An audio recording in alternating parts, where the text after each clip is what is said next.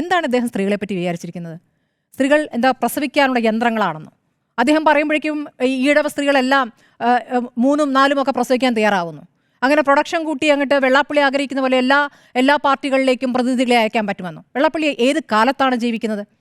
ഏത് കാലത്താണ് അദ്ദേഹം ജീവിക്കുന്നത്? അദ്ദേഹം ആരെയാണ് അഭിസംബോധന ചെയ്യുന്ന ഒരു ചോദ്യമുണ്ട്.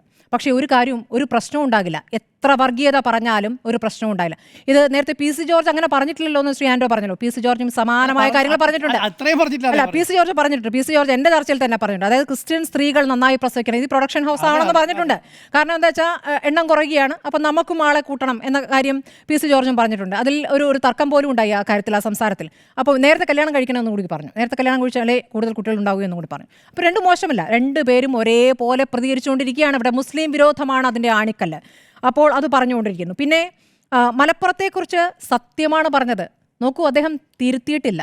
നിലമ്പൂരിൽ പറഞ്ഞ പ്രസംഗം അദ്ദേഹം ആവർത്തിക്കുന്നു. അപ്പോൾ തിരുത്തിയോ അദ്ദേഹത്തെ കൊണ്ടു നടക്കുന്നവർ? ഈ പ്രസംഗത്തിന് ശേഷമല്ലേ അദ്ദേഹത്തിന് പൊന്നാടി അണിയിക്കാൻ പിണറായി വിജയൻ പോയത്? അന്ന് പിണറായി വിജയൻ പറഞ്ഞ എന്താണ്? കുമാരനാശേനേക്കാൾ ആ സീറ്റിലിരുന്ന ആളാണ്. അതോടൊപ്പം ശ്രീനാരായണ ഗുരുവിൻ്റെ തത്വങ്ങൾ കൃത്യമായി നടപ്പാക്കുന്ന SNDP യോഗം ജനറൽ സെക്രട്ടറി. എന്തൊരു പുകഴ്ത്തലായിരുന്നു! ഈ പ്രസംഗമൊക്കെ കേരളം കണ്ടതല്ലേ? ഇപ്പോൾ നടത്തിയിരിക്കുന്ന പ്രസംഗം പിണറായി വിജയൻ കാണുന്നുണ്ടോ? അപ്പോൾ അദ്ദേഹം എന്ത് അധികാരത്തെക്കുറിച്ചാണ് പറയുന്നത്?